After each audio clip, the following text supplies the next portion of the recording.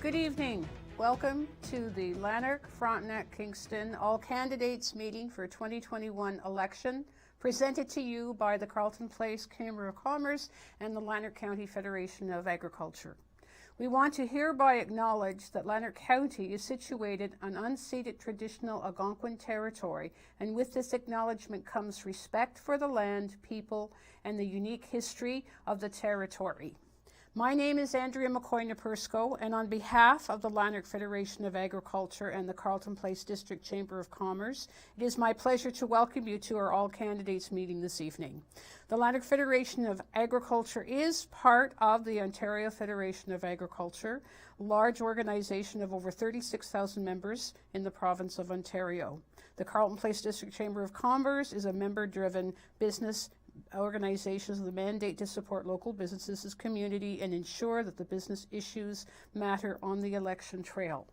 We want to thank you for joining us. As you know, the Lanark Federation of Agriculture and the Chamber of Commerce have been organizing in-person candidates interviews for quite a few times. It's a little different this year, and we want to thank Cogeco and YourTV for hosting it for this time. We also want to welcome all the candidates tonight.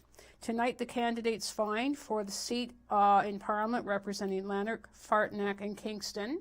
They are, to my left, Steve Garrett, NDP, Scott Reid, PC, Calvin Neufeld, Green Party, Florence Bourse, PPC, and Liberal candidate Michelle Foxton.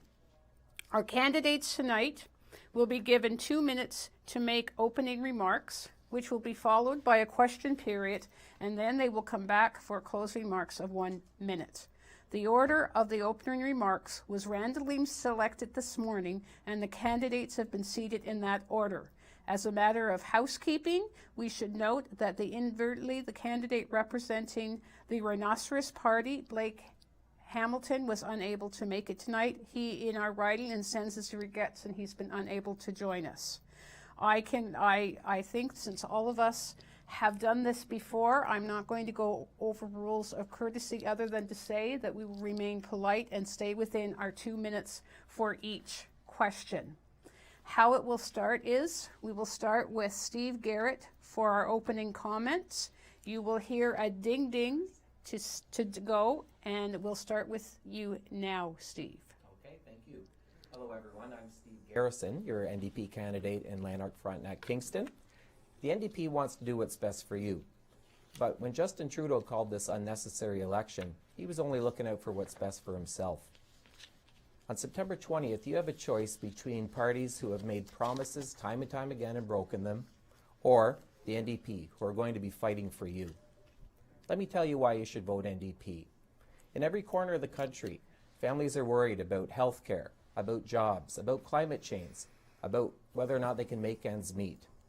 The past 18 months have been tough. It's shown us that the decisions made by Liberal and Conservative governments have not provided us with the supports that we need to rely on. Let's face it, the system is rigged, and the Liberals and the Conservatives are just going to rig it even further in favor of their corporate friends. We need different results. We need a new government. We need change. The NDP will make life more affordable for everyday people by investing in healthcare, in pharmacare, in dental care. We will build an economy that works better for all people, for small businesses, for farmers. We will provide affordable childcare. We will provide employment insurance programs that work for everyone. We will provide job training. And even more importantly, here in rural Lanark, Frontenac, Kingston, we will provide better and more accessible internet service. We can make this country more fair and sustainable if we work together. So this election day, you have a choice between more of the same or real change. This election day, vote Steve Garrison. Thank you. Scott. My name is Scott Reid. I'm the Member of Parliament for Lanark, Frontenac, Kingston, and this is the 8th time I'm seeking election. It has been an unbelievable honor to represent Lanark County and also Frontenac and Kingston for parts of Kingston for the past number of years. I do hope you'll give me your mandate and your trust again. Erin O'Toole and the Conservative Party are proposing what we call Canada's recovery plan, a plan to come out of the pandemic and the extraordinary policy measures that were taken during the pandemic and try to rebuild the economy, make sure that we are able to move forward in a strong manner that reflects the fundamental rules of sensible government. Here in the riding itself, I have three proposals, three policies that I think are the most important ones to concentrate on, and they will be my priorities going forward in the next Parliament. The first is better connectivity and broadband in our rural and small town areas. We have a very impressive policy for making sure that this actually happens. Greater competition between the internet providers, different structure for auctioning off spectrum, which I think will make a considerable difference. Housing and affordability. One of the things that has happened in the course of an unexpected result of the pandemic is that telecommuting is now much easier, and housing prices have skyrocketed in rural areas near large cities. Well, that describes us. The housing prices in Perth, for example, are up about 50% year over year, and this is having a significant impact on the ability of lower income people to rent. Housing supply is disappearing, and we now have a very serious and meaningful problem we need to address. The third area that I'll be focusing on is the recovery of businesses that were affected by the pandemic and by our emergency measures. And this will allow us to move back to a transition to normalcy in areas like hospitality and so on. Thank you. Calvin? Hi, my name's Calvin Neufeld. I am your Green Party candidate. The Green Party of Canada has a solid platform in this election based on three key priorities: a green future, life with dignity, and a just society. And that sums me up. I was recently asked by the media what I consider the top three issues and solutions. And my answers were what I call the three healthies. Healthy planet. All subsidies to earth-gutting industries must end and be diverted into a bold transition to a green economy. We must invest in clean, renewable energy, sustainable agriculture, jobs of the future, and earth-preserving solutions. We must also create a roadmap to shift Canada to a predominantly plant-based food system, including phasing out all factory farms to prevent future pandemics and drastically reduce our ecological footprint. We need healthy people. Society is fractured by deepening division, inequity, insecurity, and trauma. We need to prioritize mental health supports, honor truth and reconciliation, dismantle systemic racism, rescue long-term care homes from profit-driven enterprise, and uphold the human rights of incarcerated persons as we weave a social safety net that leaves no one behind. And we need a healthy government. Corporate influence over government has eroded public trust and created conflicts of interest that impede healthy decision-making, undermining the goals of healthy people and healthy planet. And as for me as an individual, my solutions to all of these issues is simply being the change I want to see in the world. If you want to find out more about what I'm about, visit possible.ca. Thank you. Florian? Hello, I'm Florian Bors, the PPC candidate. I'm running for a Member of Parliament because I'm disappointed and in disbelief at the government's response to the COVID-19 situation. The devastating and ineffective lockdowns have taken their toll on businesses and the general population, especially children. The censorship of medical professionals, journalists, and the general public across all types of media is really concerning and has no place in a free society. The fact that no one is allowed to question or challenge any mandate or restriction imposed on us by the government is very dangerous. Canadians are also not allowed to exercise their right of informed consent. They are being encouraged, enticed, bribed, bullied, shamed, coerced, and threatened to participate in medical procedures that they do not wish to participate in. The Ontario government just announced plans to segregate our population into a two-tiered papers, please society where those who exercise informed consent will be discriminated against and barred from non-essential businesses. This is not the free country I grew up in, and this is not my Canada. I'm here for change. If elected, I pledge to put an end to the devastating and ineffective lockdowns. Focus on protecting the vulnerable, yet allowing people the freedom to choose what medical interventions are best for them. To put an end to the vaccine passports and any other forms of discrimination. to put an end to the censorship of medical professionals and allowed healthy debate and discussion on what is the best way to deal with this COVID situation. I support oil and gas industries and their pipelines. I stand up for the rights of legal and responsible gun owners and crack down really hard on illegal and criminal gun owners. I support making sure all people living in this country have access to clean drinking water. And I will fight to return all freedoms the people have lost over the past 18 months due to all the COVID restrictions. And this includes the freedom of children to not having to wear a mask in school. I ask you to stand up for your rights and freedoms and stand with me in the PPC. Vote Florian Boers. Thank you. Thank you. Michelle? Hello, my name is Michelle Foxton, and I would like to thank the Lanark Federation of Agriculture as well as the Carleton Place Chamber of Commerce for hosting this event tonight and allowing us to be here with you. I have stepped forward as the Liberal Party candidate because I believe Lanark Frontenac Kingston deserves better representation and hope for a brighter future. A member of Parliament should not only represent their party and their riding in Ottawa, they should also be able to connect with residents to properly advocate for their needs. But it is also imperative that the party platform be progressive and considerate of the needs of the communities being represented. As a mother, lawyer, former township councillor, former EI board chairperson, and part-time per diem Crown attorney, I believe I possess the experience and qualities required to give LFK a strong voice in Ottawa. I also believe the Liberal platform offers the best chance we have to make a significant change.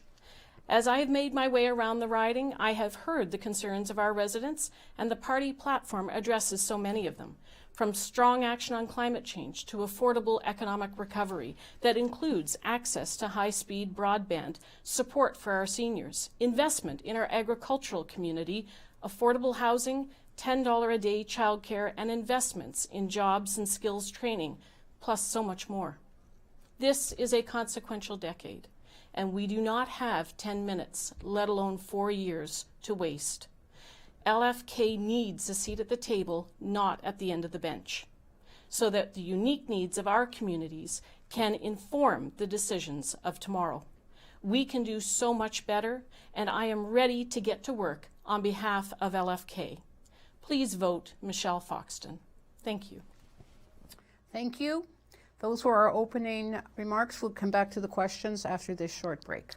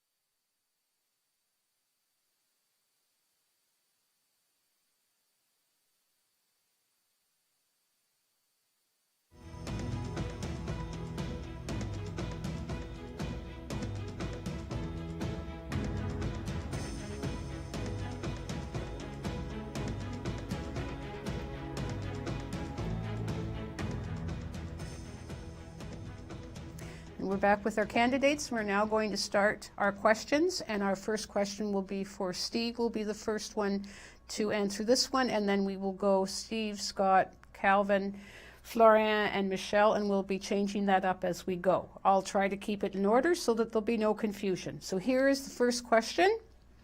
More and more young Canadians are leaving the family farm, and few are joining the industry, resulting in a chronic workforce shortage in the agriculture food sector. How do you plan to address this labor shortage? Well, that's a good question. You know, a lot of farmers are saying that it's a lot easier to pass farms down to a third party than to a child. And Guy Caron, actually one of our NDP MPs, has been pushing for legislation to make it easier from a taxation point of view to pass family farms down. So the NDP, would continue to push for that. We also are calling for a tax credit for recent graduates who are willing to work in rural areas. So that would include farm workers and anybody who works in a profession that supports farming. We also just need to make life more affordable for everyone in general. So if you take a look at the NDP's plan to bring in a universal pharmacare program nationwide, a universal dental care program nationwide, that's going to help farmers because often farmers have to pay for those expenses out of their own pockets. So if that's provided for them, that's going to make life more affordable for them and make it farming a more sustainable practice to pass down through the generations. Of course, we want to bring in better internet service so that there's greater connectivity for farms. That's been sorely lacking in this riding for a long time, and the NDP will actually make it happen. There have been many promises from both Liberal and Conservative governments to do that, and it has not materialized. The NDP will make it happen. So those are just a couple of things that we will do, as well as bringing in a Canadian food strategy to help provide incentives for farmers to be more productive, and a payment protection plan for produce farmers to help them through any rough spots that they have. Thank you. Scott? Well, so there's really two components to this question. One is the one that was asked directly, which is how do you deal with the labor shortage? And I think that's a short-term question that can be dealt with to some degree through a program that the Conservative Party is proposing in this election, which is referred to as the Canada Job Surge Plan. What that will do is provide a replacement as the Canadian emergency wage subsidy is wrapped up, and will allow a part of the cost of making hires, make that covered by the government. But the fundamental question is that of young people leaving the farms. And ultimately what you want to do is make sure that the family farm stays in the family. To do that, you have to make sure that it's a sustainable industry, and that members of the family are able to inherit with reasonable tax treatment. We saw Bill Morneau in the, not in the past Parliament, but in the one prior, attempt to introduce measures that would have had the effect of causing family businesses, including farms, to be treated in a manner that would have made it very difficult to pass them on. They would be taxed more aggressively if passed on to family members than if passed on to other outside entities, including foreign corporations. So correcting that problem is really the key thing, allowing the intergenerational passage of farms from parents to children. Thank you, Scott. Calvin? Yes, thank you. The only way we can address this labor shortage is by looking into the root causes of the problem, which, in my view, are summed up in the words of local author and activist Helen Forsey. She writes, "Small farmers in Canada face hardship today and uncertainty tomorrow, in hostile conditions over which they have little or no control. They are patronized, taxed, regulated, and cost-price squeezed in 100 different ways, and too often blackmailed into dependency on agribusiness contracts that guarantee the farm family the risks while guaranteeing the corporation its profits. We have to protect farming from the trend towards industrialization and corporate monopolies. We also need to look at barriers to entry. Young people are increasingly attracted to smaller scale, organic, plant-based farming, while animal agriculture has high cost of entry and has largely replaced workers with technology. And no one wants to work in the slaughter side of that sector, which is where a huge portion of the labor shortage lies. We need to follow where our youth are moving and where jobs of the future are headed. We can invest federal subsidies into providing job skills relevant to a society that is increasingly concerned with issues of climate change and public health, and where job opportunities continue to grow in rapidly developing green economies. Thank you, Kelvin. Florian? Thank you. We, the PPC, agree that it's not the government's place to tell young people what to do with their lives or what careers to pursue. However, the PPC is in support of responsible immigration that has a focus on skilled workers that can help fill this labor shortage. Thank you. Thank you. Michelle? Once spoke to a very wise farmer who told me that if you want to protect the farming industry in Canada, then you protect the farmers. And for me, this is very much about the business of farming and making it profitable and making it a business that people want to go into. It's not something that always has to be passed down through the family farm. There are other people who we would like to attract into that industry. And so to do so, I see a lot of the solution to this being very much in how we support the farming community and the agricultural business. So for instance, making markets more accessible. Allowing food hubs in our communities. And I've heard this as I've gone through the riding and I've connected with the farming community, the agricultural sector. That's what we're hearing. Processing plants. We do need processing plants. We don't have, there's really none in the south of our riding. So investing, and that's something that the Liberal platform is set to do, to invest $292 million into processing plants and incentivize them to be created, which is what we need to make sure that those supports are available for our farming community. We also need to look at the $10 a day childcare. That actually allows women in farming to enter into that market, and that's a huge access. I was surprised when I met with the agricultural communities how many women there are in this industry, and that's important to give them that support. When you provide those things, then you are creating an environment where it is a business that can flourish and it can be very productive and people will want to go into it. So I think looking at it from different angles, but I think that it's very much from an economics and a commercial perspective that we want to make sure those supports are there. And that includes as well the agri-stability funds, making sure that when times are tough, that they have the ability to have those types of supports as well. It's a different industry. It's not like any other, but it can be so profitable and it can be so encouraging for the youth. Thank you, Michelle. There's the bell. We'll start with Scott with question number 2, which is a general question from the constituency. So Scott, this is it. What policies can we expect your government to bring forward that will ensure a strong post-pandemic recovery? Canada's economic recovery plan, we have 4 primary policies that I think will be very helpful in this regard. The first is the Canada Job Search Plan, which I mentioned earlier. That's going to involve paying up to 50% of the salary of new hires in the 6 months following the end of the emergency wage subsidy, thereby allowing businesses to ramp up employment. And also, and this addresses the labor shortage issue that came up earlier, allowing wages to be offered that are attractive to entrants as that transition takes place. The Canada Investment Accelerator is the second plan. This is getting companies spending money and creating jobs by providing a tax credit, a 5% tax credit for capital investments made in the next 2 years following our first budget. The Rebuild Main Street Tax Credit, that's a 25% tax credit on amounts of up to $100,000 that Canadians personally invest in small businesses over the next 2 years.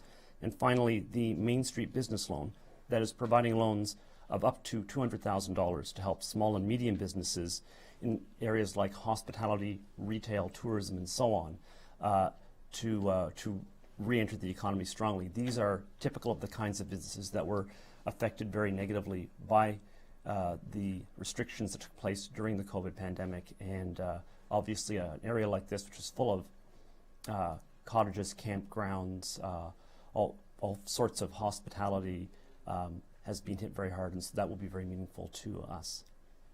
Thank you, Scott. Calvin, question number 2. Yes, thank you. Well, the policies we can expect from the Green Party of Canada are very much aligned with those 3 healthies that I talked about. So we need a healthy planet. We need to prioritize a green economy. The jobs of the future. There will be jobs, there will be money by doing our economy well in a healthy and sustainable manner. We need to conserve and restore natural ecosystems. This is our most precious resource, and we have to preserve it and we have to fight for it. We need to incentivize change and tax those who don't. And it's also important to provide significant and permanent sources of funding to municipalities to tackle climate change locally. We can do this. The solutions can be at the ground level. And we need healthy people.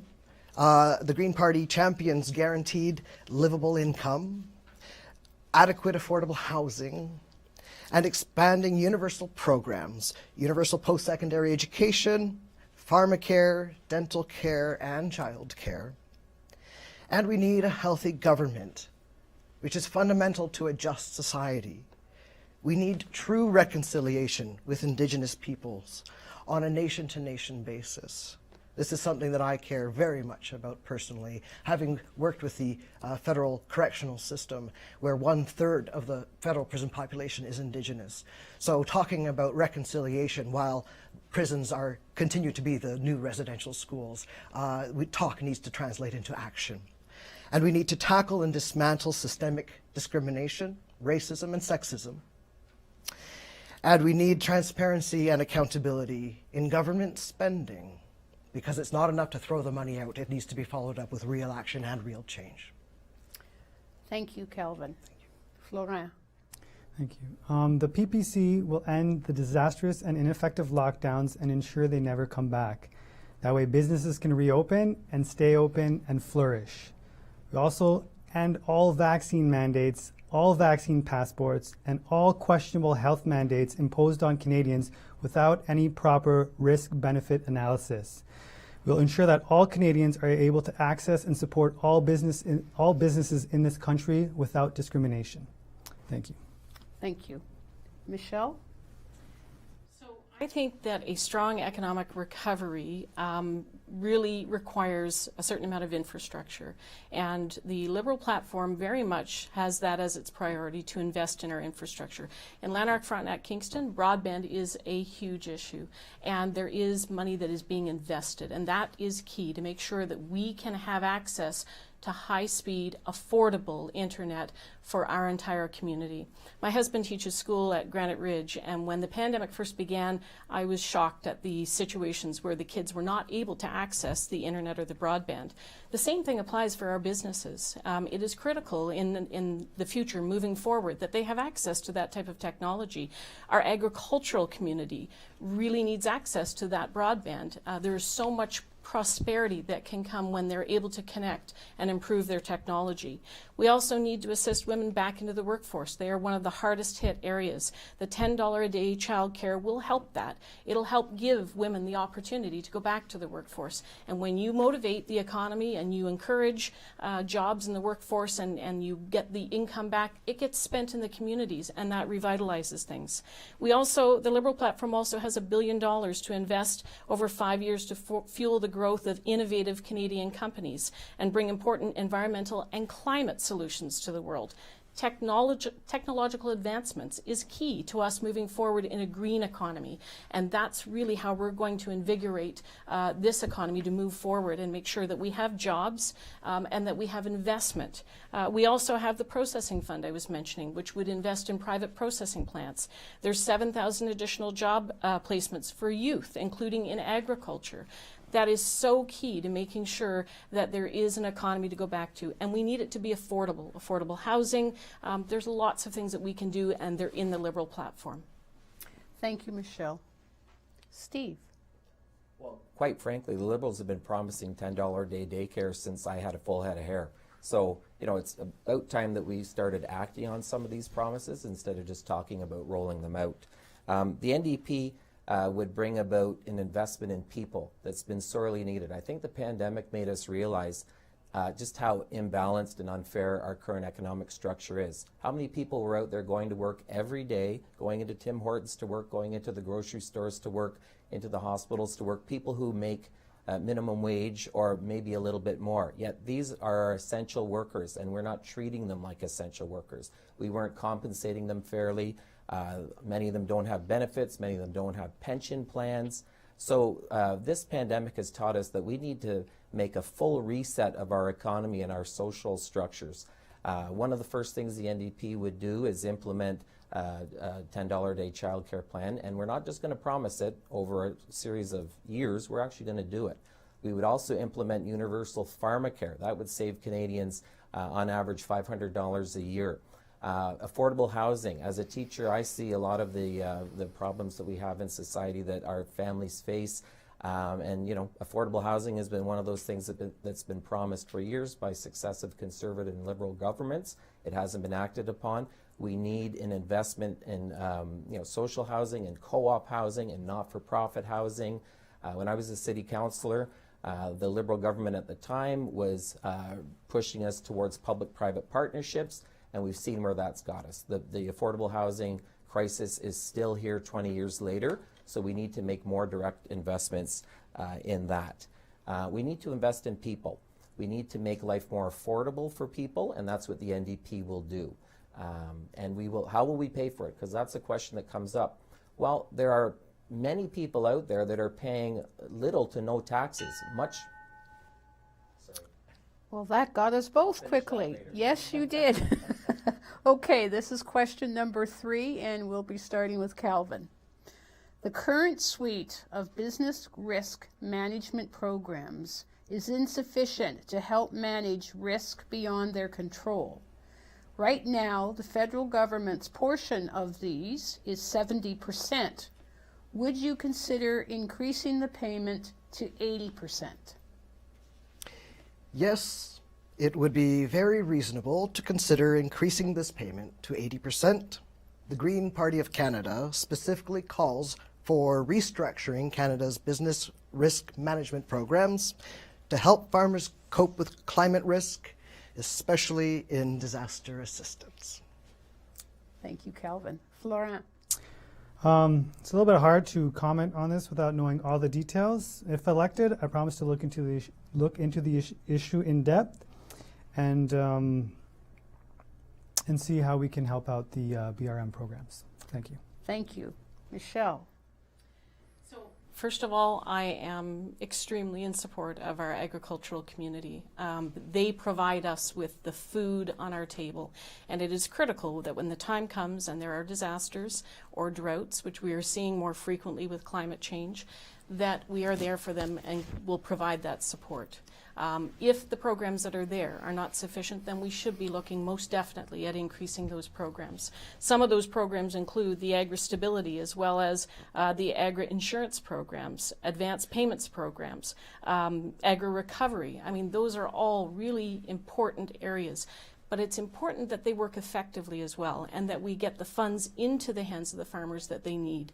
There are many aspects of those programs that we do need to take a look at, review and make sure that they're working.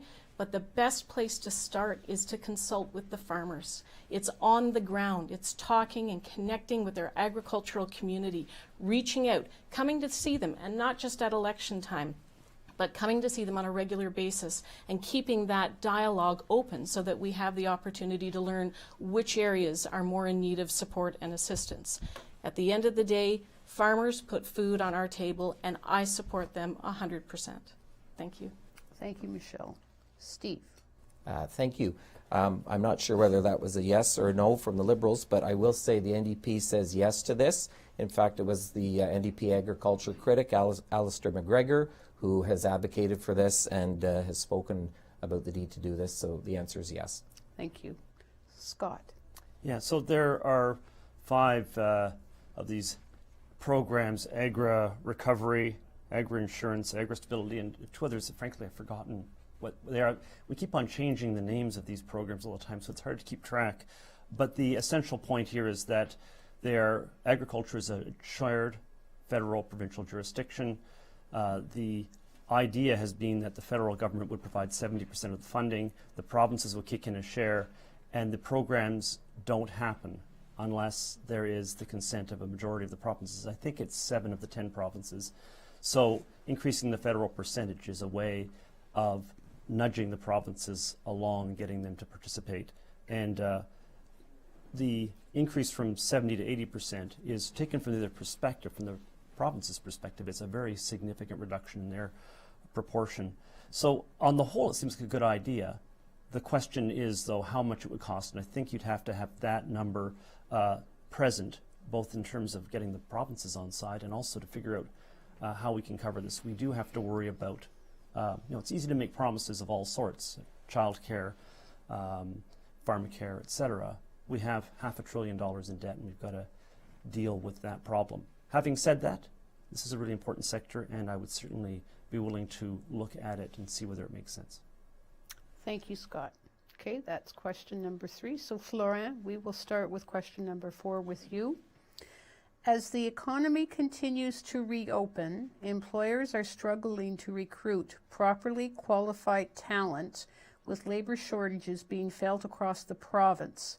The skills mismatch has been a long-standing challenge for businesses to remain competitive and has been amplified by the crisis. How will your government address this critical labor market need and help foster a skilled and qualified workforce? The PPC supports a responsible immigration that's focused on skilled workers, and that will address these needs. Thank you. Thank you, Florent. Michelle.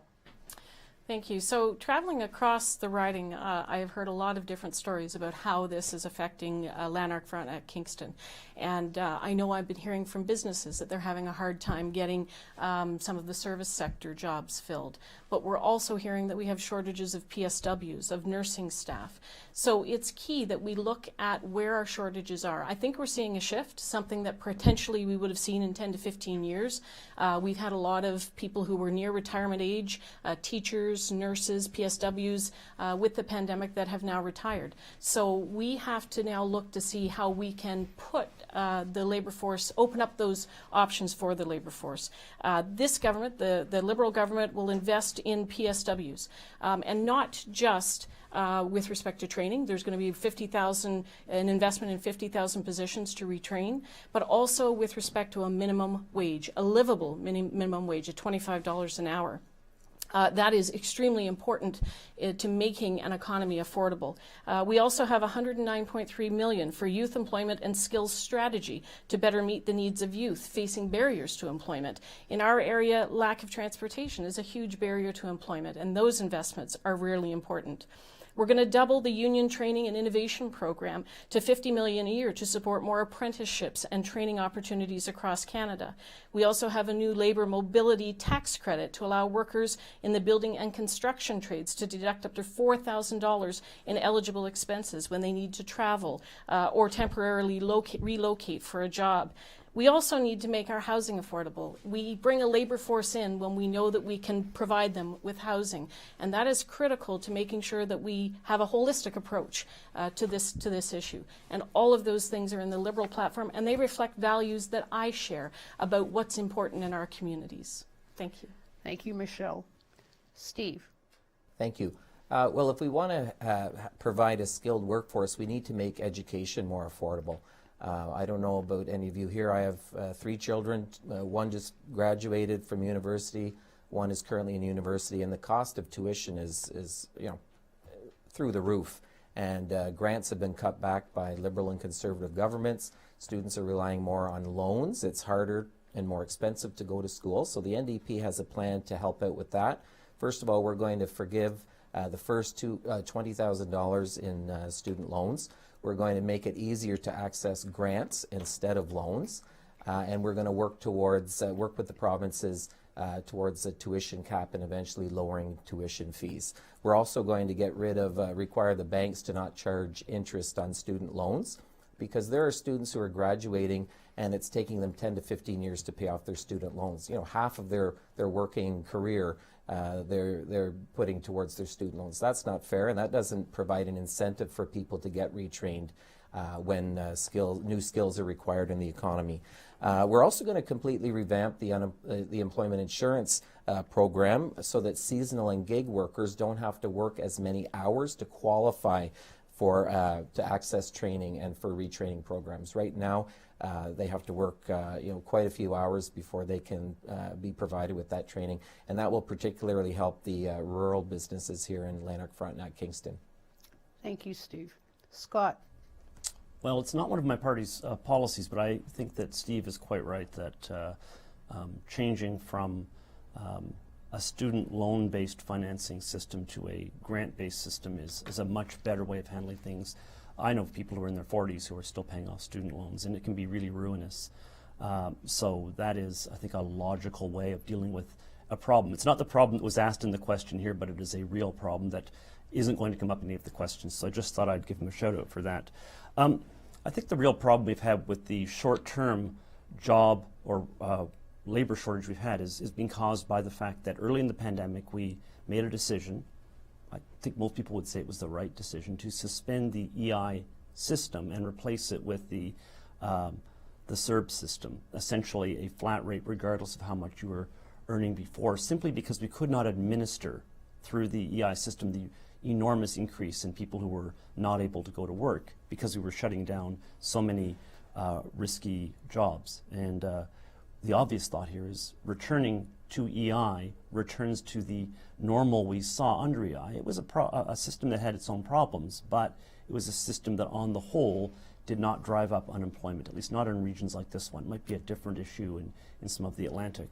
I think that in terms of skills mismatch, which is the second part of the question, improving credentials recognition for people who've been trained overseas, that can be very helpful. That can also be helpful in bringing in people like doctors and nurses who can help relieve the shortages we have in terms of those medical professionals in rural and small town areas would make quite a difference. I mentioned the Canada Job Surge before as a short-term plan that would be designed to pay the 50% of the salary of new hires over the first 6 months after the emergency wage subsidy ends, so that would also be helpful, at least in the short run. Okay, thank you. Scott. Kelvin. Yes, thank you.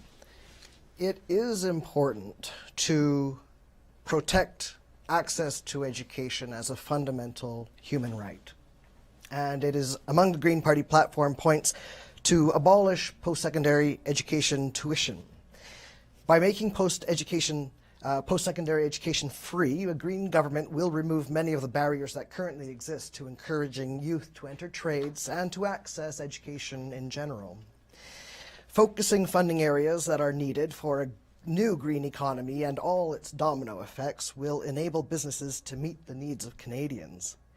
Changing the way we accredit immigrant professionals will also enable us to fill many of the gaps we currently have. Free education for all is estimated to cost approximately $10.2 billion annually, which is not a far financial reach from the existing student aid and can sustain a system of universally accessible post-secondary education. And I also think that we need to think outside the box in every respect. And my experience working with the prison system sees a whole lot of people who are in need of access to quality programming and skills training, of which there is very little in the Correctional Service of Canada. And if programs were implemented, for example, instead of factory farming goats or working in an abattoir like they do at Joyceville Institution, we could be providing training in certifiable trades. This is what the prison population is asking for and needs. And coming out of prison, the best contributors to reducing risk of recidivism are education and a lasting, meaningful employment. We can be accomplishing this while also addressing labor shortages. It's just good for people, good for the economy, good for society. We just need to come up with the kind of creative solutions that are possible. Thank you, Kelvin. That was question number 4. Michelle Florent. We got that? Good. We're still on track. So, Michelle, this is question number 5. It is estimated that every day In Ontario, 175 acres of farmland are lost to urban sprawl and development. How do you plan on balancing the need of development in urban communities and protection of land used for food production? So this is an issue that's very important to me. Coming from the rural part of our riding, and certainly having sat on South Frontenac Township Council, I actually sat on the Planning Advisory Committee. And one of the important aspects of working with different levels of government is to recognize that we cannot make any farmland anymore. I mean, once it's gone, and that's really unfortunate. And we have to make sure that we protect that. So part of this is going to be in looking at our planning policies, working with the province and the municipalities. But as I said before, a wise farmer once said, if you want to protect the farmland, you protect the farmers. So it comes back to other ways that we can work with our farmers to provide them with alternatives. So rather than selling out to developers, making it a profitable business so that they can pass it on either to the next generation or to other people who are interested. Looking at potential tax incentives for having people lease farms out. One thing I've been hearing as I went through the riding, especially with respect to some of the organic farming, is that they're putting segments of farmland together in pieces. And so it doesn't have to be all in tracts. And there's this niche for that kind of farm, not the large conglomerates, but the basic family farms. So if we provide incentives to get that farmland into the hands of the farmers and make it attractive rather than having it go for development. With respect to climate change, we also have to look at our values and we have to say what is important to us. The more we have urban sprawl, the more that we're going to have transportation issues, and we're still having, carbon emissions. This is important that we get our greenhouse gases under control, that we provide density, that we look at our planning options, especially in our rural communities, to say how can we provide larger density so that we attract development into those centers and allow the farmland to be for what it's meant for, our food and our food security. Thank you, Michelle. Steve. Thank you. Well, land use planning tends to be a municipal or provincial issue. So, I mean, the federal government is somewhat limited in how they can control that kind of thing. But what we need to do then, because farmers are feeling the pinch and some of them want to sever off land or sell land because they're having a hard time making a go of it with farming. So we need to make life more affordable for farmers. We need to provide direct investments. We need to provide incentives and tax credits to help them be more innovative, to help them purchase equipment. We also need to make life more affordable for them when it comes to dental care and pharmacare. Farmers don't have benefits plans like I do as a teacher. So if we can make life more affordable for farmers in other ways and support our farmers, there will be less pressure on them to want to get out of farming, because we want to make sure we have as many family farms going as possible so that we can support our local food hubs and local food networks. Thank you. Thank you, Steve. Scott? Well, Steve is right. This is largely a provincial issue. So I can answer this as I would answer if I were running for MPP, as to say, here's some things that you could consider as matters of provincial policy. I'll deal with that briefly, and then I'll turn to the what's realistic for the federal government to do. Provincially, there are ways of adopting land use policies, building the preservation of farmland into, for example, the municipal master plans that are adopted by many municipalities under provincial law. Those can be adjusted as seems appropriate. I'm not sure I could give any kind of expertise as to how that ought to be done, but that is a logical way of dealing with the issue. You try to steer development towards lower use land, has lesser agricultural value, while always recognizing, very importantly, that if you take away the highest value use of the farmland, which may in some cases be selling it so that it can be turned into housing, you are depriving that farm family of the capital they would have been able to sell it for. So that's costly to those particular families. Now, having said that, let's turn to the federal side of things.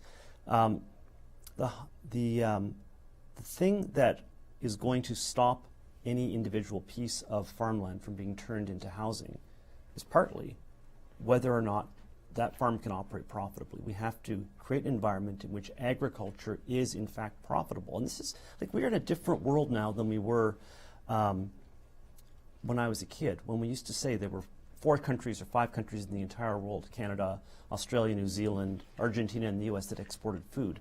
Food is exported widely, and there is an enormous amount of competition. In that environment, we have to be able to compete intelligently and make sure that our farmers can remain profitable. And that means adopting a smart policy and recognizing that we can't simply be assuming there's a world always ready to take our money. Thank you, Scott. Calvin. Thank you. The Green Party of Canada will reinstate the Canada Land Inventory Program to provide a comprehensive record of existing and potential agricultural land and provide fiscal incentives to other levels of government to preserve farmlands under their jurisdictions. At the same time, we need to ensure that we are asking the right questions when it comes to tackling problems such as this. The journal Science published an extensive analysis on reducing food's environmental impacts through producers and consumers. It reveals the huge footprint of livestock, which provides just 18% of calories, but takes up 83% of farmland, while contributing conservatively 15% of global greenhouse gas emissions. According to the United Nations, 26% of the Earth's terrestrial surface is used for livestock grazing. 1/3 of the planet's arable land is occupied by livestock feed crop cultivation. Without meat and dairy consumption, global farmland use could be reduced by more than 75%, an area equivalent to the US, China, Europe, and Australia combined, and still feed the world. These are difficult conversations to have, but we must have them. Our problem is not the amount of land available for food production. Our problem is how we are using the land and the kinds of foods being produced in quantities that are simply unsustainable. A green government will support humane and sustainable food systems and promote more plant-based eating and reduced consumption of animal source foods to levels the ecosystem can sustain, which is also consistent with the dietary recommendations of the Canada Food Guide. Thank you, Calvin. Florent? Just like the other candidates mentioned, this is generally a local and provincial matter, and we believe it should be dealt as such. However, the PPC does support a tax cut for all businesses, which includes farmers, which will help farmers keep their land. Thank you. Thank you, Flora. Next question. We are back to Steve for this one. Childcare, which we've talked about a little bit here tonight, is an obstacle that many parents have grappled with during the course of the pandemic. What solutions will your government provide locally to ensure that all parents can return to work without having to worry about the unaffordable or unavailable childcare? Thank you. Well, I wish the Liberals had talked about $10 a day childcare when Parliament was in session, because I'm sure we could have worked together to implement it without having to call this unnecessary election. But the NDP has always championed $10 a day childcare. I know right now, talk to parents in Harrowsmith and Sydenham, and not only are they having trouble finding affordable childcare, but they're having trouble finding childcare, period. So if you can't find childcare, it's hard to get to work, and this is an issue particularly for women in the workforce. So we will provide $10 a day childcare. How are we going to pay for it? We are going to impose a wealth tax on those with assets of $10 million or more. So no, we're not going to tax farmers, we're not going to tax teachers, we're not going to tax IT guys, we're not going to tax mom and pop small business operators. We are going to tax the ultra rich in this country who are paying little to no taxes, much less in taxes than many middle class folks are.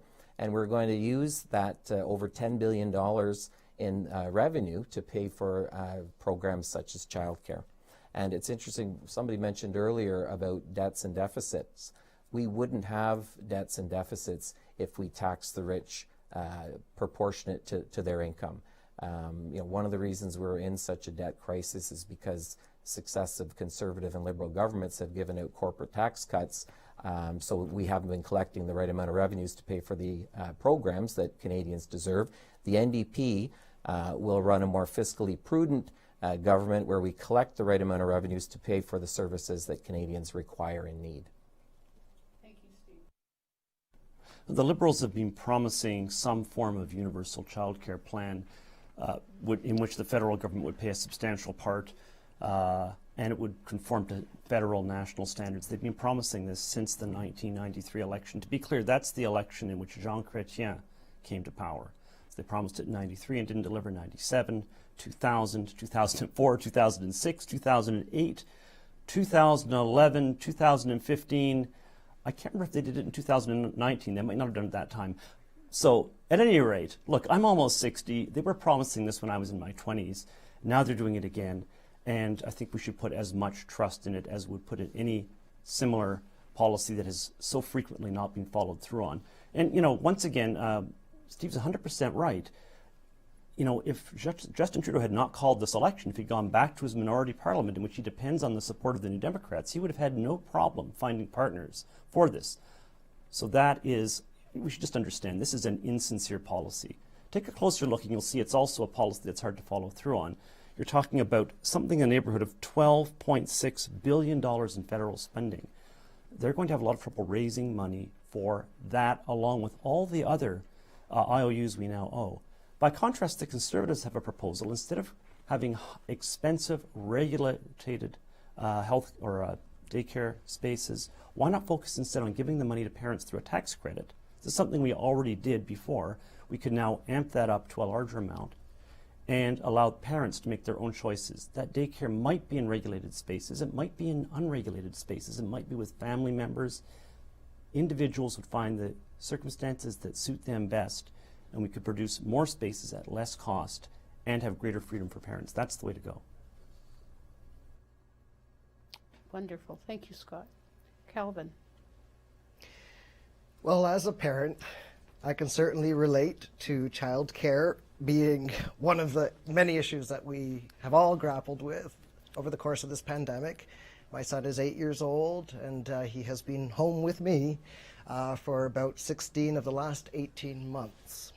And this does take a toll on families, the isolation, and the lack of access to childcare and schools.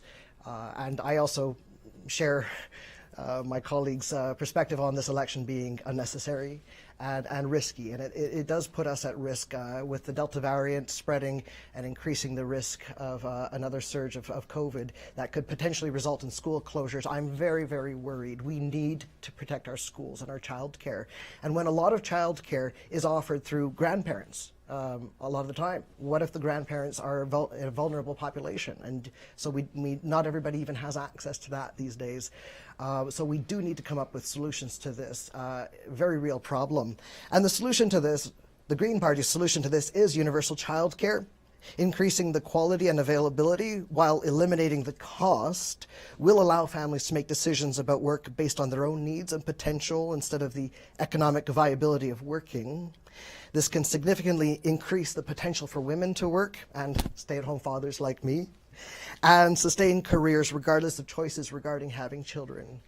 And I'm not fully convinced that through a tax credit is enough, because a lot of the camp programs are expensive and prohibitive, and these days booking up very quickly. And so same thing with the daycares and the childcare programs. So we need to expand childcare, make it universal for everybody. Otherwise, it will impact the people who are most in need of it, and those are some of the lower income populations. So we need to come up with better solutions to this. Thank you, Calvin. Florent. I agree with Calvin that the lockdowns definitely put a pressure on parents that have to deal with kids at home. I got 5 kids at home, and it's not easy when the kids are supposed to be at school and they're not, and you're stuck at home and you have your own full-time job and you try to get work done with all the kids running around. It's not easy. So the PPC is supporting to end the lockdowns and ensuring kids can attend school in person without any restrictions.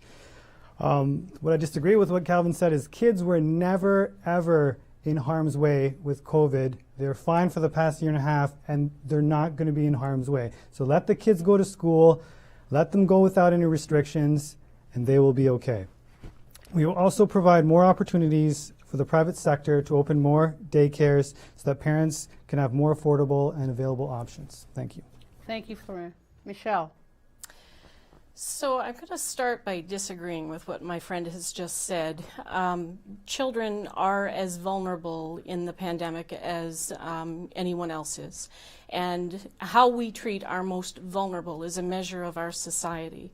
Looking after our children and putting an investment in childcare is shown to be one of the most beneficial things that we can do as a society. I'm also going to disagree with my friend Mr. Reid with respect to the $300 or the amount given for people to put their children where they would like to go, simply because we lived through that under the Harper years. We had money that was given to the population, and it did nothing to address the systemic lack of positions for childcare. People in rural communities know that we're searching for where to take our children, and it's in private facilities, in homes where we can find it. And in some cases, as Mr. Garrison said, we don't have any positions now out there. Investing in $10 a day childcare in a program that actually creates positions is the way to go. We have to do this, and in fact, the Liberal government has already signed agreements with several provinces at this point. So to say it's not happening is just false. At the end of the day, it is. There's an investment being put in it, and it is key. It's going to create jobs. It's going to create childcare positions. That will assist our economy as well. It will create quality positions. Regulation, I mean, we saw what happened with the long-term care facilities when we don't enforce our regulations and when we lack that. With childcare, that's critical to make sure that we know that we're taking our most precious resources that we have in this society and putting them into hands that we don't know how they're being run. So, you know, the Liberal approach to this is exactly what we need. We need to invest in the long-term part of this, not in Band-Aid solutions like we've seen in the past.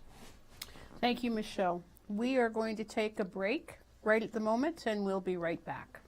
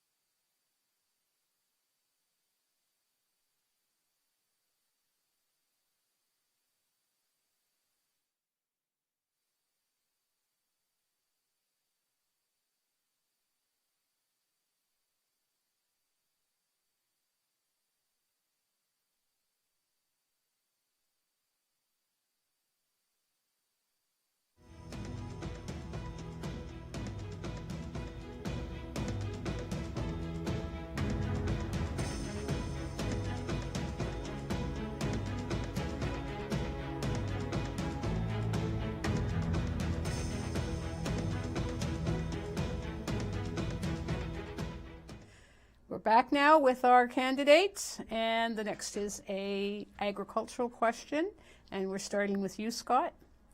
Many agricultural businesses in their riding and across the entirety of Eastern Canada depend on energy produced in Western Canada.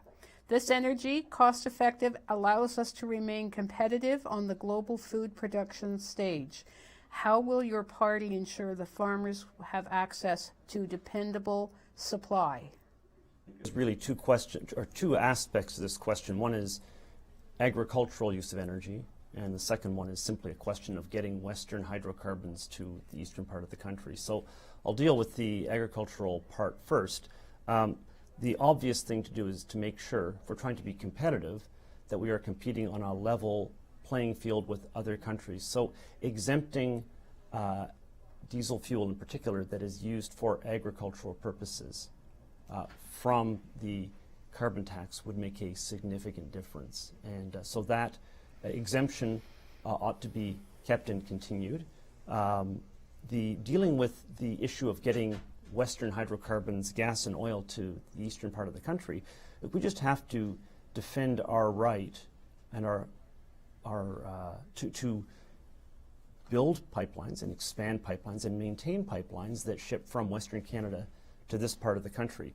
And I understand there are legitimate issues shipping to the west coast from Alberta, going through Indigenous territory. In some cases, that land is not ceded. In other cases, consent has not been achieved.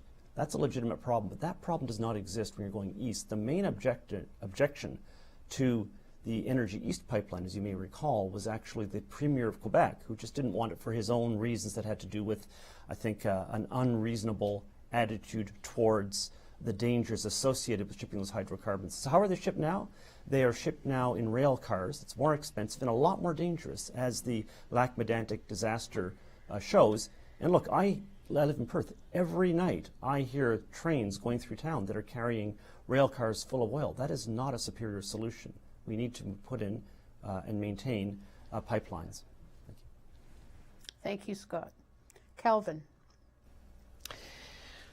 I presume that this question refers to the use of fossil fuels in agriculture, and the Green Party of Canada has a pretty clear and firm position regarding fossil fuels. We need to stop our use of fossil fuels in order to transition to a green economy and to preserve our place on our precarious planet.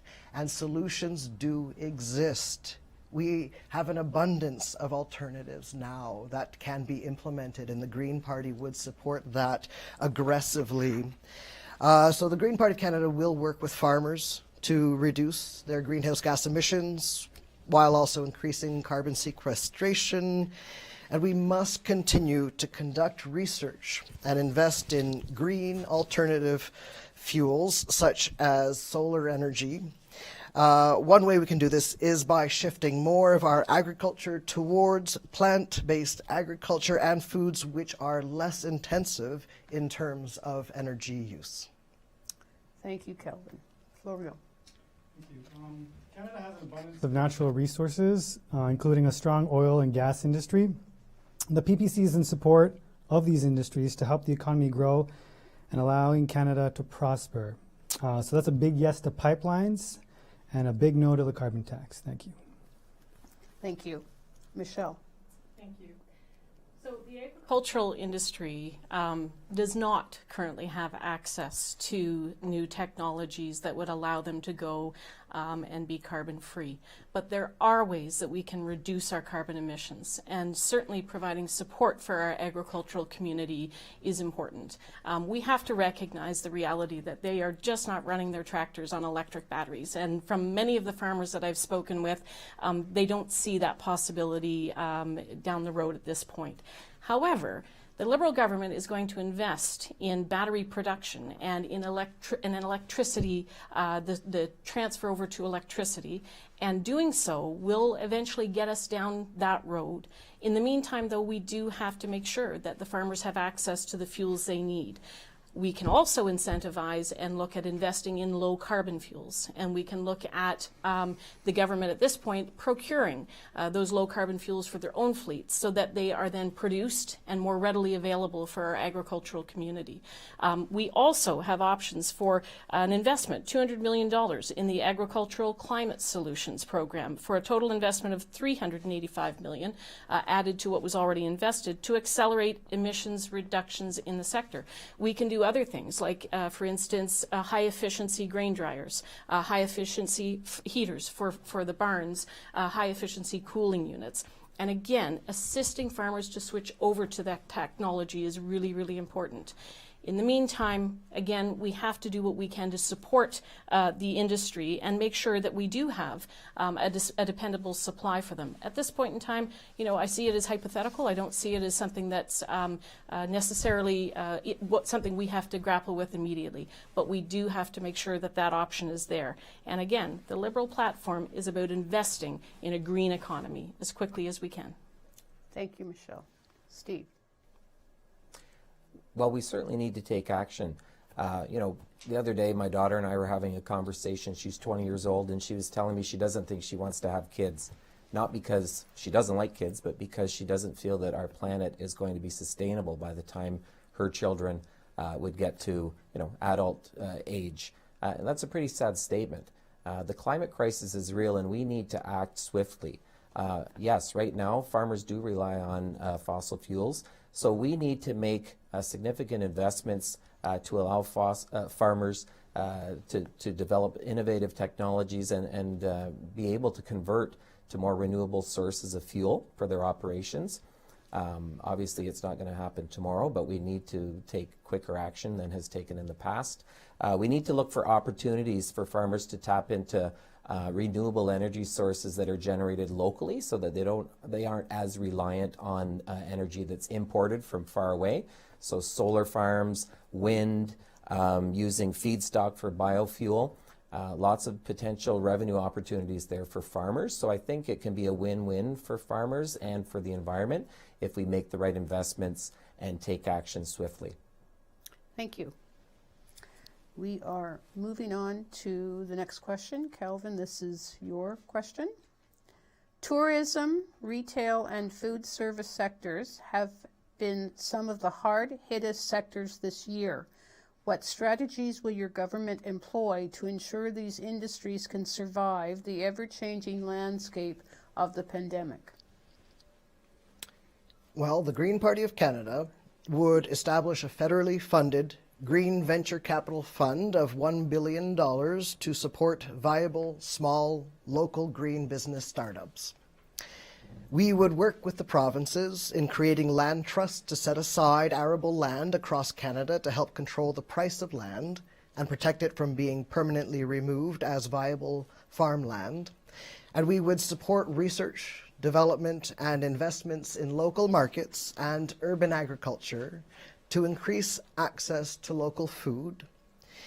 And, on a personal level, I live in Perth as well, and I've noticed that tourism has really been booming, which is wonderful for small business. But I also remember that during the early stages of the pandemic, when businesses were just kind of shutting down and then opening back up, businesses had to come up with creative ways to change how they did business. And a lot of them did really, really well. I know a lot of local business people who talked about how their business never did better than when they had to come up with creative ways to do business in a changing world and a changing economy. So I think that there's potential for new ways of doing business and supporting business. And at the same time, tourism is also linked to a lot of travel, fossil fuel consumption, burning, and the environmental impact of promoting tourism as a travel destination, as opposed to local tourism. What happened in Perth, and I'm sure elsewhere, was that people started to visit their own homes, their own ridings, their own communities, and explore locally. That's the kind of tourism that I personally would like to advocate for, rather than trying to drive people back onto the roads, back onto the airplanes, and rely on an economy that is based on that. Thank you. Florent. The PPC will end the disastrous and ineffective lockdowns and ensure they never come back. That way businesses can reopen and stay open and flourish. PPC will also end all vaccine mandates, vaccine passports, and all questionable health mandates imposed on Canadians without any proper risk-benefit analysis. They'll also ensure that all Canadians are able to access and support all businesses in this country without discrimination. Thank you. Thank you. Michelle. So the Liberal platform commits to providing the tourism industry with temporary wage and rent support of up to 75% of their expenses to help them get through the winter months. That's going to be an important part of this aspect. They will launch the Arts and Culture Recovery Program to match ticket sales for the performing arts, live theater, and other cultural venues to compensate for reduced capacity. And again, they will, once we get back to in-person events, it helps to grow our economy, and that's what we want to try to achieve. The Canada Recovery Hiring Program will be extended to March 31st, 2022, so that businesses can hire more people. The key, though, from a tourist perspective, and I worked at Fort Henry in my summers in Kingston when I went to university.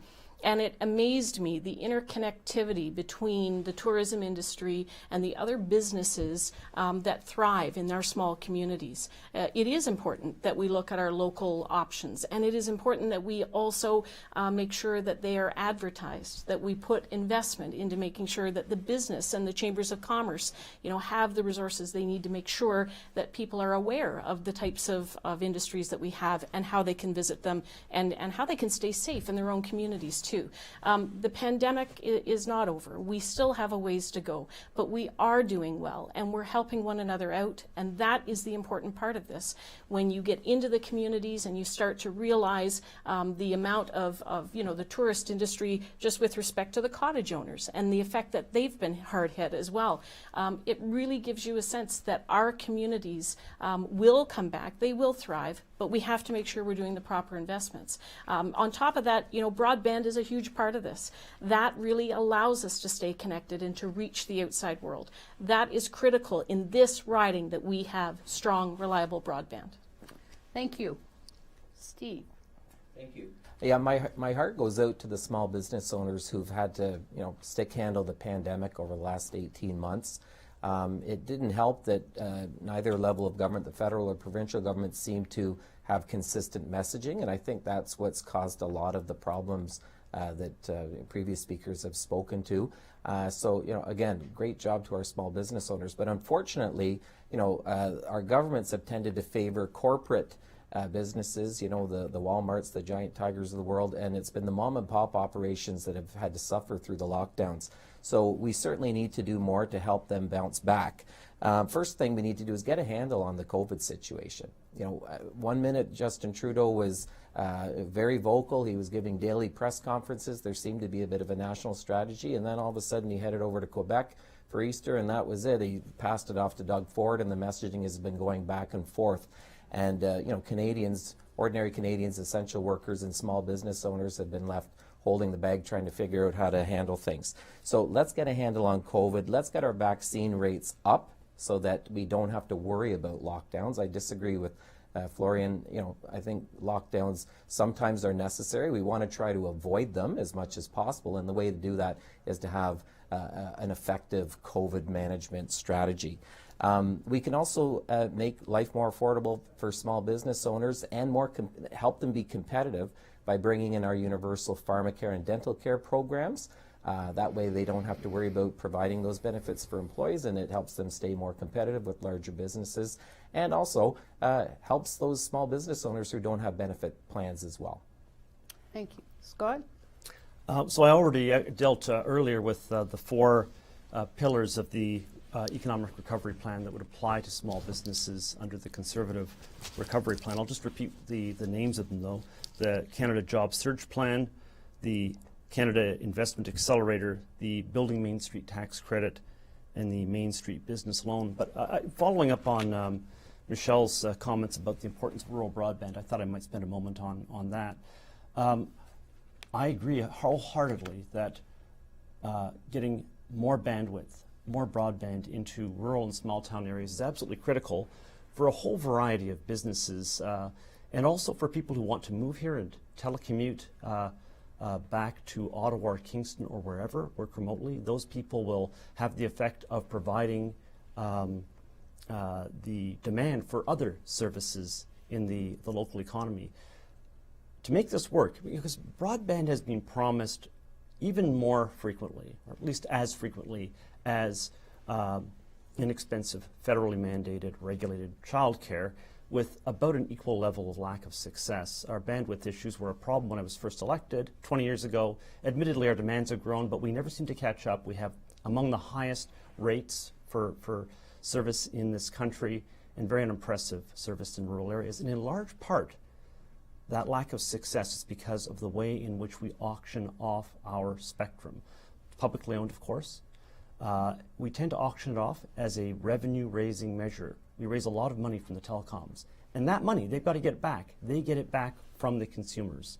And in particular, in rural areas and small town areas, we're hit very hard because you auction, you buy that broadband, and you focus on providing the service in the areas that are the most densely populated. If we don't change that model, we will never get reasonably priced rural broadband. Thank you. Thank you, Scott. Calvin. You started that, yes. poet, and now that we are moving to number 9, I want to make sure I say your name right. Florian. By the end of it, I should have it right. My No worries. apologies again. It's all good. Thank you. This is an A question. What action will your government take to ensure that farmers and the agri-food sector has assurances of and access to continue research, innovation, and ability to adapt best practices or emerge technologies to ensure environmental sustainability across the agri-food sector? Our farmers already demonstrate innovation and adapting to emerging technologies. And I work in IT, and I agree wholeheartedly that broadband is an essential service. So I am in support of expanding high-speed broadband internet connectivity to all rural areas in this riding so that no farmers will be left behind by slow or unreliable internet connections. Thank you. Thank you. Michelle. Well, I'd like to pick up on that because in 2016, the United Nations made broadband, access to broadband, a basic human right. And later that year, Canada followed suit. Here we are several years later, and it is important that this now be addressed. I do note, to Mr. Reid's point, the one thing that we've seen is the Conservatives had an opportunity to solve this problem as well, and they haven't. So we need to work together. We need to collaborate. We need to think outside the box. And I think we do need to look at how broadband is being provided. I do know that we have other basic services like hydro, other water and sewer services in the municipalities, and they're provided through a public service model. And it is important that we look at what options we have to make sure that we're not beholden to large companies and that those large companies are not in charge of the CRTC, for instance. So I do agree that there's some systemic issues that we need to be looking into. The key is we need a seat at the table, and we need someone who is in the government of the day to step forward and say, we no longer will accept our rural communities being left out. And whether that's broadband or cellular service as well, there's a huge issue with that. With respect to the agricultural community, this is a large part of making sure that they can access technology and innovation. But in addition to that, the Liberal platform has offered $7.2 billion over 7 years in the Strategic Innovation Fund, $200 million in the Agricultural Climate Solutions Fund, $10 million over 2 years in the Agricultural Clean Technology Program, $64 million to promote hydrogen and biofuels, $200 million to improve nitrogen management, increase the adoption of cover cropping, and normalize rotational grazing, as well as other programs. We have the money, we will invest, and that's what our farmers need. Thank you, Michelle. Steve. Well, internet access and cell phone service is certainly an issue. I can tell you in the last month or so I've traveled about 5,000 kilometers throughout this riding, and I can't tell you the number of times I haven't been able to get on the internet or make a phone call when I've been trying to network with constituents. The Liberals have had 6 years to address this. The Conservatives had time before them to do this, and it hasn't been done. So we need to certainly be much more aggressive about expanding service for internet and cell phone service. The NDP also has a plan to put caps on cell phone charges and internet charges as well, because it's a business expense for farmers, but it's also, as one of the previous speakers said, a human right to have access to communication, and it should be affordable. The NDP is also going to invest in 1 million jobs that are related to technology and innovation and research, and many of those jobs will be in the farming sector. So Those jobs will benefit rural communities. We want to invest more money in infrastructure, roads and bridges, so that farmers can get their goods to market. And again, we also want to invest in people in general, pharmacare and dental care. That's going to benefit everybody, including our farmers. Thank you. Scott. Yeah, well, with regard to adopting best practices and emerging technologies, the emerging technologies seems to be focused on environmental sustainability in the question. So I think some of these technologies are not here yet. I do think in the long run, just as we're seeing electric vehicles coming online, and I think we're going to very shortly see long-distance trucking primarily be electric, in part because of the efficiencies associated with recharging batteries when they're hot, as they tend to be on trucks in a limited number of facilities like warehouses. Tractors and farm equipment, that's going to happen too, but it's not going to happen quickly, and there'll be enormous capital cost going into that. So when that arises, and I think it's still a few years away, we are going to, I think, want to make perhaps some necessary changes to allow farmers to get into that and to write off some of these capital costs. But in terms of best practices, I look around and I see that there's things we do in the agricultural sector, in our regulation of the agricultural sector, that do not match well as compared to our competitors. And we do have, the classic competitors I mentioned for the commodity production, the Australians, the Americans, the Argentinians, a number of countries for beef production now and beef export. And we have to get red tape out of their way as much as possible. For beef in particular, we have never dealt with effectively the issue of slaughter facilities, and especially small-scale slaughter facilities that would allow us to get into more niche markets. That is a regulatory problem that was not corrected under the Liberal government or under the previous Conservative government, quite frankly, but we need to make sure we deal with that problem for that particular part of our agricultural sector. I see I'm essentially out of time. Thank you. Up next. Thank you. You're welcome. I have a long history in the field of sustainable agriculture. Years ago, I worked for the McGuinty government under the Regional Innovation Network program. This was at the provincial level. So his Ministry of Research and Innovation funded local chapters dedicated to fostering the regional bioeconomy by connecting farmers with researchers and industry and government and funding. I was part of a team that attracted agricultural researchers internationally to tour the agricultural innovations taking place across southeastern Ontario. There were decortication technologies, hemp breeding and plant genetics, hempcrete applications in roadwork and construction, biomass fuel for Lafarge, agricultural and industrial applications for the advanced supercritical fluid extraction technologies at Loyalist College with the wonderful Dr. Carrie Cramp. So I know from personal and professional experience that we are sitting on a gold mine of innovation and world-class research and development in this region. So the possibilities for innovation are endless, and the Green Party of Canada would support them.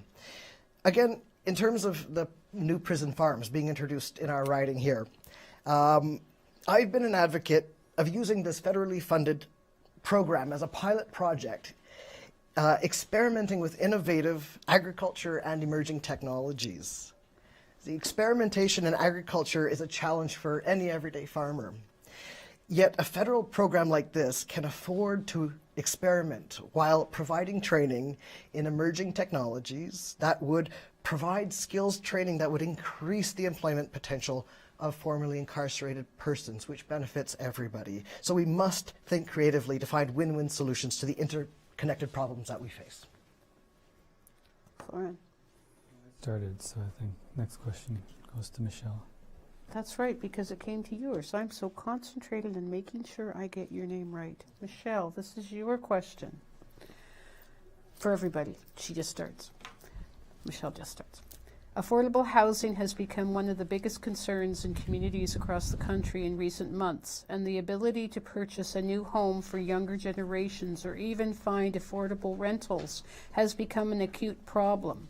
What solutions would you hope that the next government work towards to help alleviate this growing community problem? And in your opinion, what role could community land trust play in ensuring a supply of affordable housing for future generations? So in my experience as a real estate lawyer, I have been very concerned at what the market has shown us over the last several months.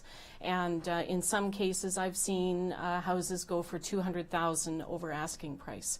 And that is very worrying for me, especially when we look at the next generation trying to get into home ownership.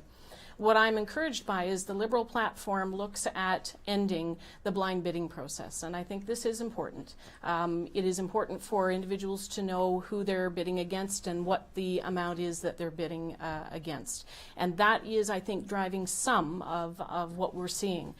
It's a multifaceted approach. When the market goes up, the other thing that happens is, and we're seeing this in Sharpeville Lake, when I went down and visited recently, I was told that the housing for individuals with disabilities was not available. It was really kind of drying up because the landlords were in turn taking advantage of the market and the houses were being sold. So we really need to address that part of it, and I do believe the Liberal platform has many aspects to do that. One important part of it as well is the savings plan that they want to put in place for young homeowners. So when you go to save for a home, it's like an RRSP and a tax-free savings account. You invest in it, you get the tax credit, but it's tax-free, and then when you go to, it's tax-free, and when you pull it out, you don't have to pay it back. That will help encourage our young people to have funds to put into the market once we grapple with it and cool it down.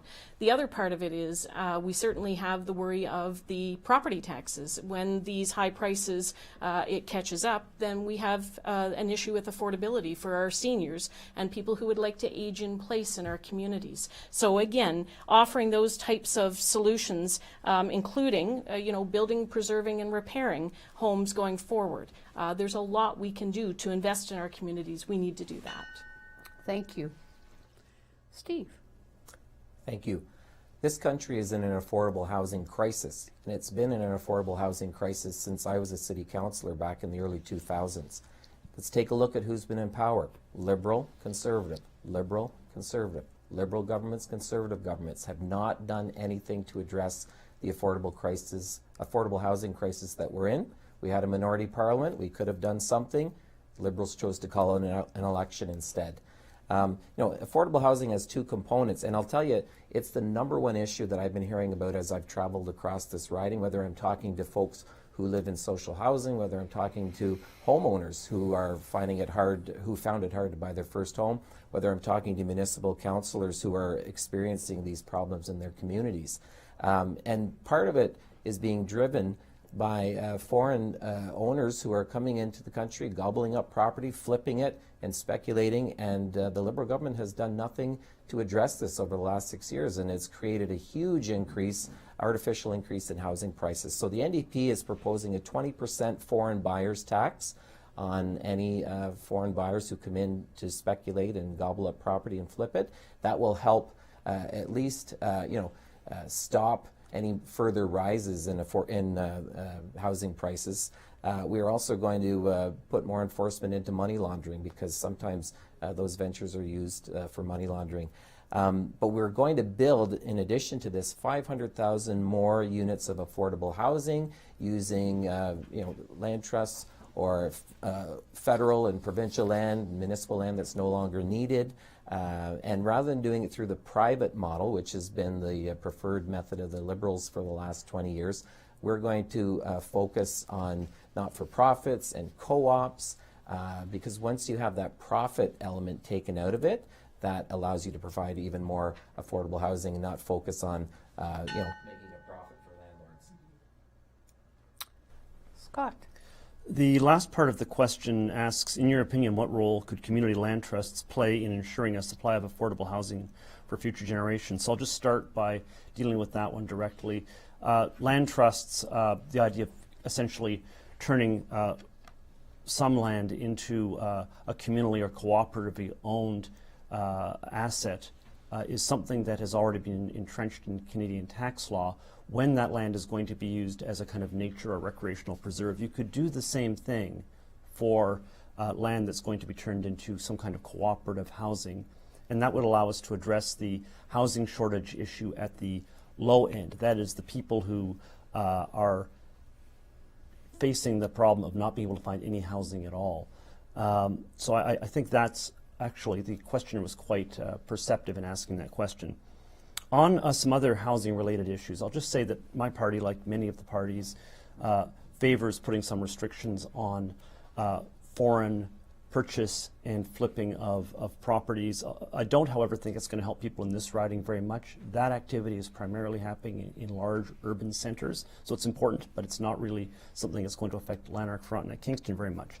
But we can do certain things that matter. We make an absolute commitment that we will not, unlike the Liberals, consider putting a capital gains tax on the sale of your primary residence. Absolutely critical when that is the primary source of retirement income for so many Canadians, and when so much of the increase has occurred through just through inflation.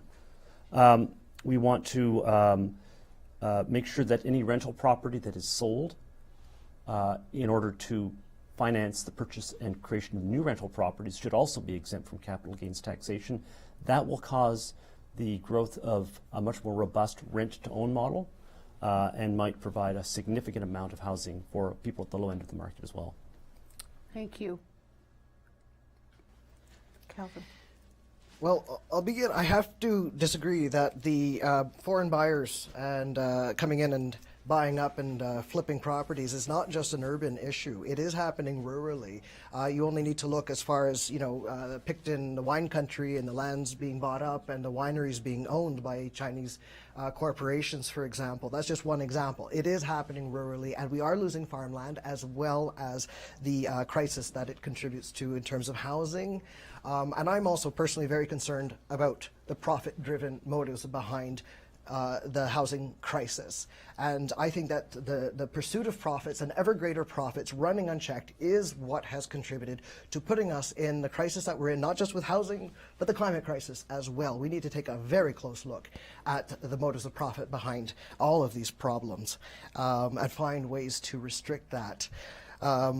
We also, for the housing crisis, we need to invest in the fastest solutions that will create new affordable options and enable rural communities to be funded, rural municipalities to be funded to do so. The ability to act currently is extremely limited. So expanding access to funding for co-ops and other community-based solutions should be the priority.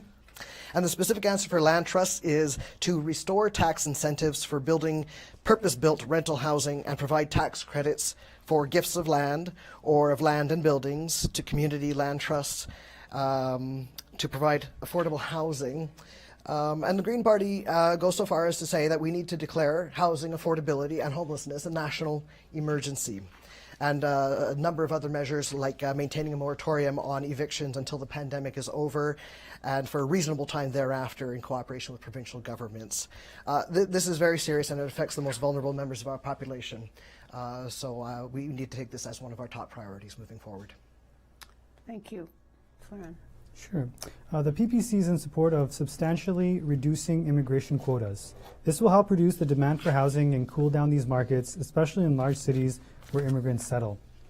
The PPC is also in support to modify the Bank of Canada's inflation target from 2% to 0%.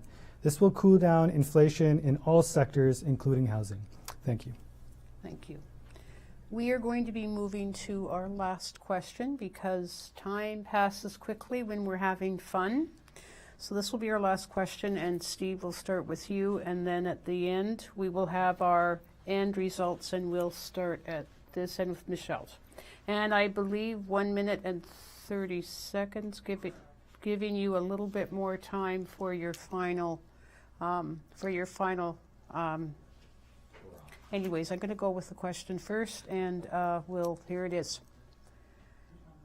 Many farms in our riding have green spaces and forests that help offset carbon emissions. Can your government help farmers receive value for these carbon offsets? Well, this is something that's not currently in the NDP platform. I have talked to the NDP agriculture critic about this, Alistair McGregor, And he certainly feels, and I do too, that it warrants further study, and I'd be more than happy to sit down with any farmers who are interested in this idea and talk to them about it, and if I'm elected as the MP, bring their concerns to Ottawa. Thank you. Yeah, so I think with regard to this question, I don't think any existing carbon sink that exists, if you, for example, you already own a woodlot, it's already wooded, it's hard to argue that you're doing something new that deserves some kind of compensation. But if you engage in a new practice which has the effect of pulling carbon out of the atmosphere, then that is very, very meaningful. And there are agricultural practices that can make a significant difference. So just as one example, changing the way in which ruminants, cows essentially, graze can have the effect of causing more perennial grasses to grow and fewer annual grasses. This involves changing how you do your fencing. But the evidence suggests that herd animals that graze in a confined area will cause perennial grasses to prosper and annual grasses to gradually die out. If they can spread out over a whole field, the reverse pattern takes place. Perennial grasses fix large amounts of carbon in the soil, as demonstrated, for example, by peat bogs, which are essentially the accumulation of ancient roots over thousands of years, capturing huge amounts of carbon. So, if you want to have people adopt that kind of agricultural practice, then it's reasonable to provide them with some incentives, and that could take place through compensation for the carbon sinks that you are helping them to create and that they are helping Canada to provide essentially as a service to the world. Thank you. Thank you. Kelvin. The Green Party of Canada is committed to offsetting carbon emissions and enhancing incentives to do so. And I believe it is the strongest party with the strongest platform to accomplish this. A Green government will work with the provinces to fund the research and development of environmental farm plans to help farmers protect wildlife habitat areas and marginal lands, maintain water quality in streams, lakes, and aquifers, and retain and improve soil quality, increase carbon sequestration, and decrease water requirements. One example that's happening here locally is the alternative land use system, and not just locally, but nationally as well. It's a program to financially compensate farmers for preserving wetlands, maintaining habitat for endangered species, and so on. The Agriculture Working Group of Climate Network Lanark just announced that Lanark County has been approved to start the ALUS program. So there are innovations happening there. And we also need to not just ask whether or not the Green government will address this issue of carbon offsets, but will the other governments do it? Will they accomplish that? And the Liberal government is, using pipelines to fund the green economy. The Conservatives have a similar approach to that. These are not the solutions that we need. It's not enough to just tinker at the edges of earth-destroying practices. We need to have a bold, robust strategy to tackling our carbon emissions.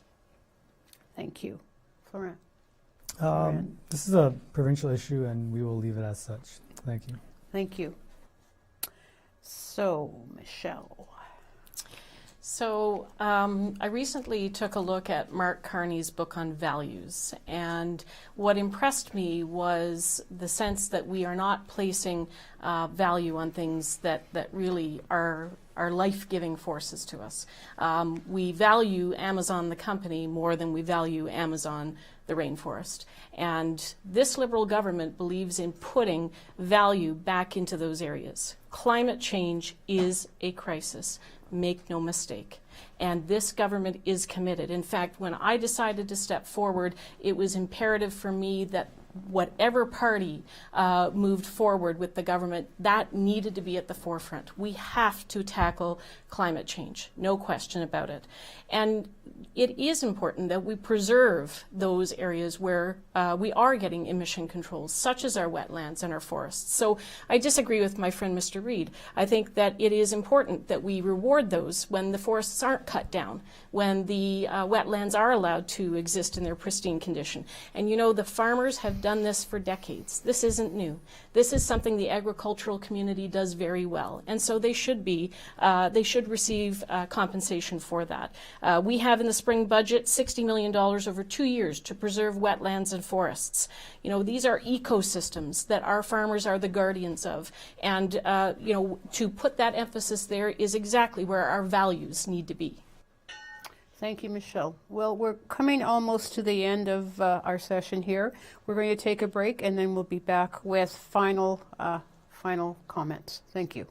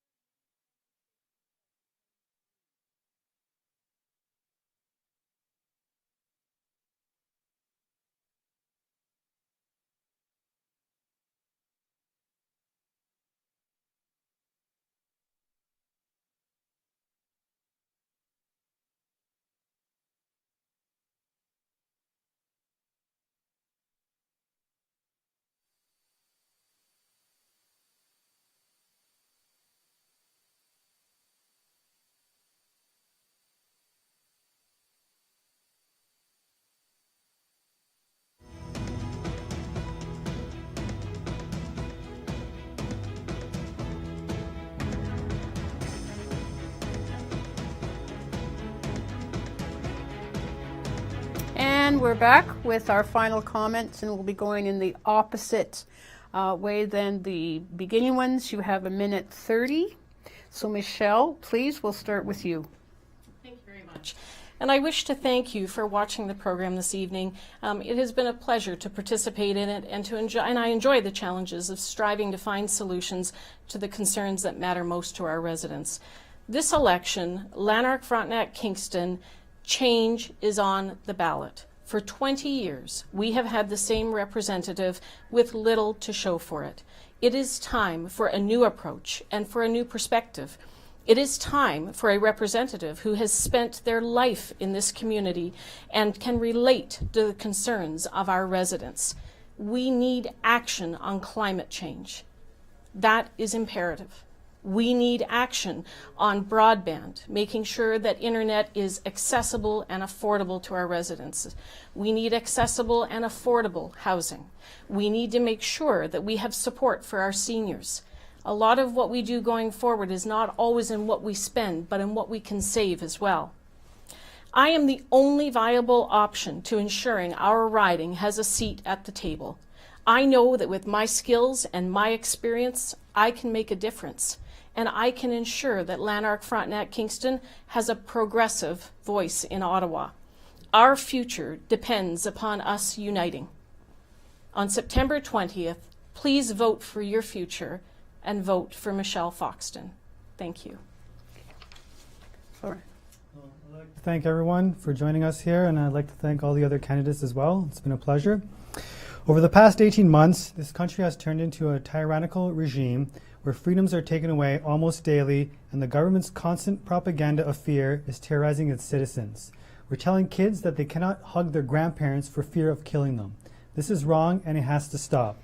We cannot continue down this dark path. All the other political parties will continue to take us down this path of lockdowns, of fear, of segregating our population with vaccine passports. It's time for a change. If elected, I pledge to put an end to the devastating and ineffective lockdowns, focus on protecting the vulnerable, yet allowing people the freedom to choose what medical interventions are best for them, put an end to vaccine passports and any other forms of discrimination, put an end to censorship of medical professionals, and allow healthy debate and discussion on what is the best way to deal with the COVID situation. I will stand up for the rights of legal and responsible gun owners and crack down really hard on illegal and criminal gun owners. Support making all the people living in this country have access to clean drinking water. I will fight to return all the freedoms the people have lost over the past 18 months due to all the COVID restrictions, including the freedom of children to not having to wear a mask in school.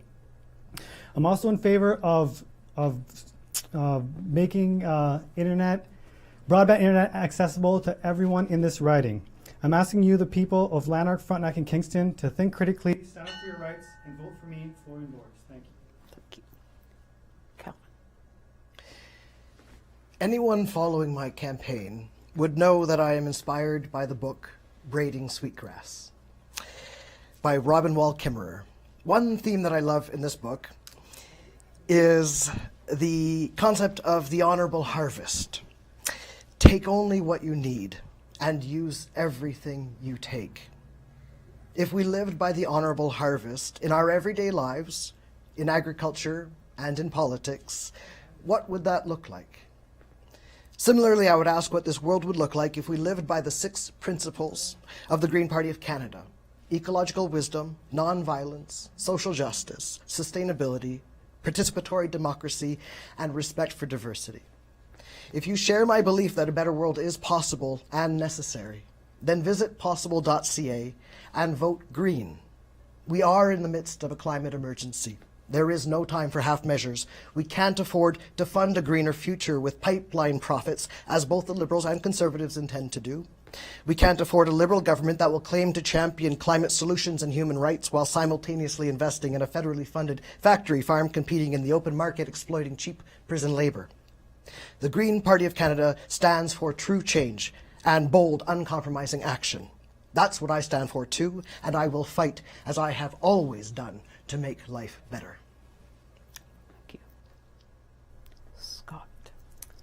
Well, it's an honor here to be running again, and it's an honor to be on the same podium, metaphorically speaking, with 4 other really excellent candidates. You know, people come and do this, come to these campaigns and put their names forward out of idealism. Ridings across the country, I'm always impressed by the high quality of candidates, and I'm always impressed by the fact that high quality people turn up and represent ideals for all the parties. You don't find a monopoly of idealism in any one party, which is, of course, a very encouraging and heartening feature of our political system. So I thank all of my fellow candidates for coming out, and I regret the fact that we don't have these 7 or 8 debates we normally have in the course of an election. I just want to say this one thing. I believe I am an independent voice. I'm willing to vote the way that you instruct me to vote, and have done so over the years on any number of issues. I'm willing to stand up to my own party's whips. I was willing to be tossed out of shadow cabinet for voting your will on the issue of cannabis legalization.